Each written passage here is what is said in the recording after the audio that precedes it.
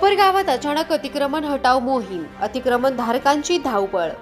कोपरगाव शहरात आज नगरपालिका प्रशासनाच्या वतीने मुख्य रस्त्यावरील अतिक्रमण धारकांविरोधात अचानक कारवाई करण्यात आल्याने शहरात एकच खळबळ उडाली।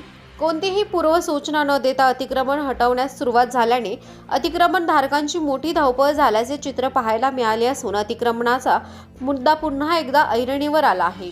आज सोमवार दिनांक 2 फेब्रुवारी रोजी दुपारी 1 ते 1:30च्या सुमारास नगरपालिका प्रशासनाने अचानक मुख्य रस्त्यावरील अतिक्रमणे हटवण्याची मोहीम सुरू केली। अचानक झालेल्या या कारवाईमुळे व्यापारी व अतिक्रमण धारकांमध्ये गोंधळाची स्थिती निर्माण झाली। दरम्यान सत्ताधारी पक्षातील काही नगरसेवकांनी याबाबत संबंधित अधिकाऱ्यांकडे विचारणा केली असता अधिकाऱ्यांनी वरिष्ठांशी चर्चा करून घ्या सांगत दुर्लक्ष केले।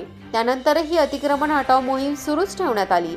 उल्लेखनीय बाब म्हणजे काही महिन्यांपूर्वी कोपरगाव नगरपालिका प्रशासनाने शहरात मोठ्या प्रमाणावर अतिक्रमण हटाव मोहीम राबवली होती। मात्र त्यानंतरही मुख्य रस्त्यावरील अतिक्रमण पुन्हा वाढल्याने प्रशासनाने पुन्हा एकदा कारवाईचा बडगा उगारल्याचे सांगितले जात आहे।